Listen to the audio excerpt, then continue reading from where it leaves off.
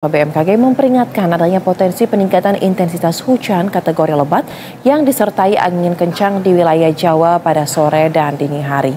Hal ini dipicu karena adanya siklon tropis Thalia. Siklon tropis Thalia berada di Samudra Hindia bagian selatan Jawa Timur atau sekitar 930 km barat daya Denpasar, Bali. Siklon memiliki kecepatan angin maksimum 130 km per jam. Dampak dari siklon Thalia tersebut menyebabkan adanya hujan dengan intensitas sedang di Jakarta. Selain itu juga ke beberapa daerah lainnya termasuk Banten, Jawa Barat, Jawa Tengah, dan daerah istimewa Yogyakarta. BMKG pun memperingatkan siklon tropis Thalia ini dapat memicu adanya gelombang laut tinggi di beberapa perairan Indonesia. Warga yang berada di wilayah terdampak hujan lebat diimbau untuk mengantisipasi kemungkinan banjir dan longsor. Selain itu, BMKG juga mengimbau kepada masyarakat, terutama yang berada di wilayah pesisir dan pengguna transportasi laut, untuk mewaspadai potensi cuaca ekstrim akibat siklon ini.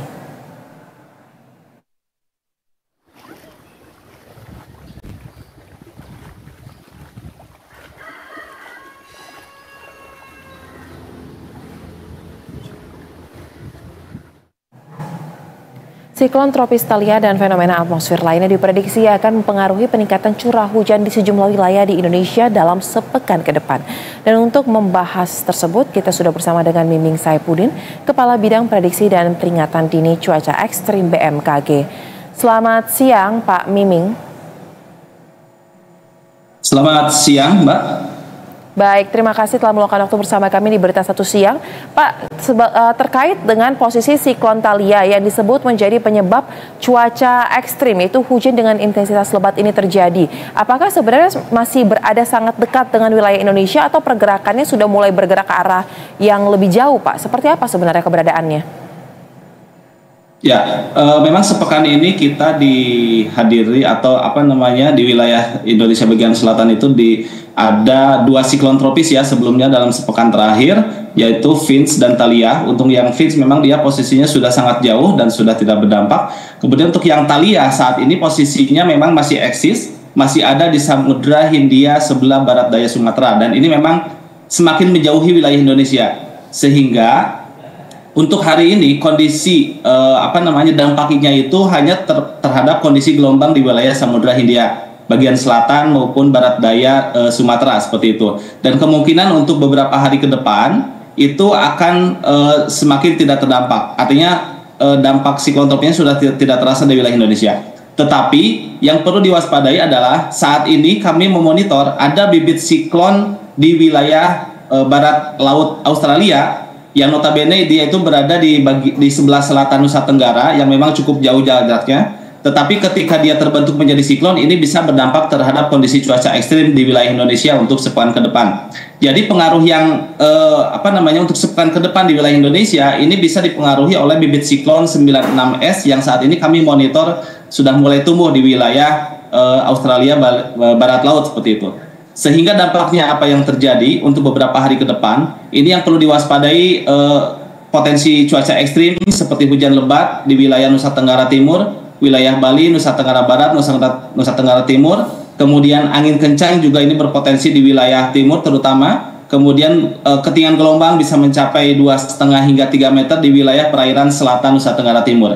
Nah kemudian untuk wilayah yang lain, selain adanya bibit siklon 96S yang mulai tumbuh di wilayah barat laut Australia, ini juga kita memonitor adanya aktivitas seruak dingin yang cukup intens dalam beberapa hari ke depan, yang kemudian dalam periode 2 hingga 3 hari ke depan ini perlu diwaspadai peningkatan curah hujan di wilayah barat Indonesia. Nah kalau tadi kan di wilayah timur itu karena terdampak adanya bibit siklon. Nah sekarang di wilayah barat Indonesia ini terdampak karena adanya potensi seruakan dingin atau arus change gitu ya, arus lintas ekuator yang kemungkinan dalam 2-3 hari ke depan ini bisa meningkatkan potensi hujan di wilayah Sumatera bagian selatan, Bangka Belitung, kemudian sebagian wilayah Jawa. Jadi seperti itu gambarannya, Mbak. Baik, Kemudian Pak, untuk prediksi bibit siklon tadi 96S yang saat ini terpantau oleh BMKG, sampai sejauh mana pergerakannya bisa menyentuh wilayah lain di Indonesia? Kan saat ini Bapak bilang tadi berada di bagian selatan Nusa Tenggara ya Pak ya. Sampai sejauh mana ini bisa bergerak dan memberikan dampak signifikan di wilayah Indonesia lainnya Pak, selain di wilayah Nusa Tenggara dan Bali? Baik, memang untuk yang saat ini kita memonitor dia pertumbuhan awalnya itu di wilayah Australia Barat Laut atau sebelah selatan Nusa Tenggara Timur ya. Nah, dengan karakteristik bahwa pergerakan bibit siklon di wilayah tersebut biasanya akan bergerak menjauh ke wilayah barat atau barat daya, maka yang bisa terdampak itu adalah kemungkinan ada di wilayah NTB, Bali, kemudian wilayah Jawa Timur. Jadi karakteristiknya seperti itu. Nah, sehingga mengingat bahwa kita masih memonitor untuk potensi bibit tersebut, tetapi yang dapat kami pastikan bahwa potensi gelombang tinggi ini harus diwaspadai, terutama untuk beberapa hari ke depan di wilayah perairan selatan Bali, kemudian perairan selatan NTB dan wilayah NTT. Nah, untuk wilayah Jawa Timur dan Jawa Tengah, ini kemungkinan dalam sepekan ke depan, kemungkinan jika siklon tersebut atau bibit siklon tersebut meningkat menjadi siklon, gitu ya, ini bisa kemungkinan berdampak. Sehingga kewaspadaan terhadap cuaca ekstrim karena ada potensi tersebut kita harus tingkatkan seperti itu. Baik, kemudian Pak, untuk wilayah di bagian barat ada fenomena seruak dingin yang tadi Bapak sampaikan. Apakah ini termasuk juga wilayah Jakarta dan juga sekitarnya Pak yang harus mengantisipasi potensi adanya curah hujan yang ekstrim tersebut terjadi? Ya, dalam chance atau lintas ekuatorial, lintas udara ekuatorial di wilayah pengaruh terhadap kondisi cuaca tersebut, memang puncaknya itu terjadi antara sekitar tanggal 6 atau tanggal 7 kemarin gitu ya, puncaknya di wilayah utara. Tetapi dampaknya biasanya akan dirasakan 2 atau hingga 3 hari ke depan. Sehingga kalau sekarang posisi tanggal 8, tanggal 9, tanggal 10, maka kemungkinan terdampaknya sudah mulai terlihat seperti itu.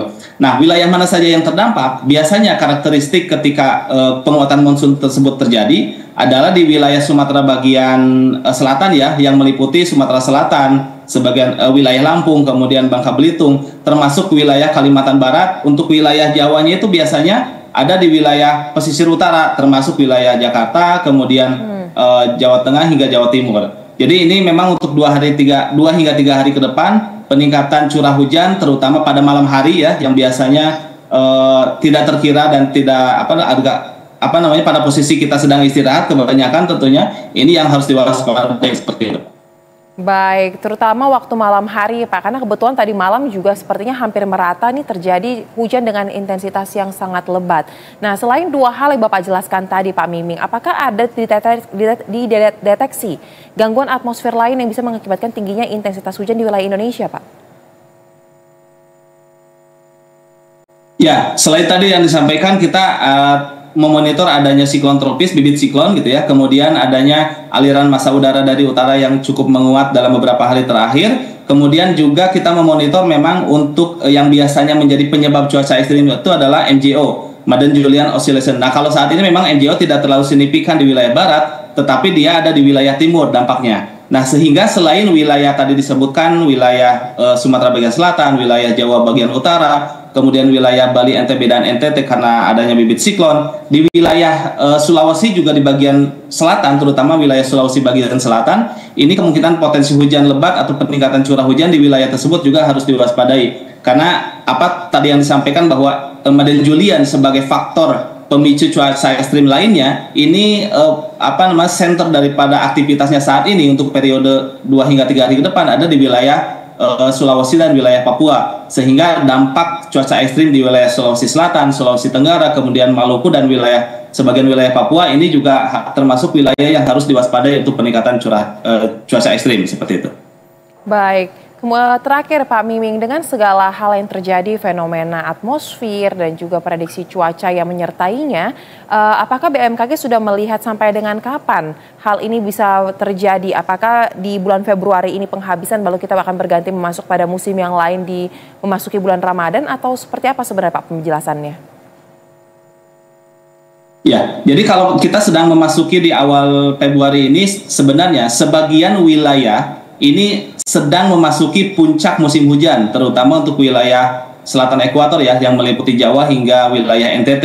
sehingga peningkatan curah hujan di periode Februari ini masih cukup tinggi. Kemudian kewaspadaan ketika kita nanti setelah melewati puncak musim hujan di bulan Februari, kemudian kita memasuki periode Maret hingga April.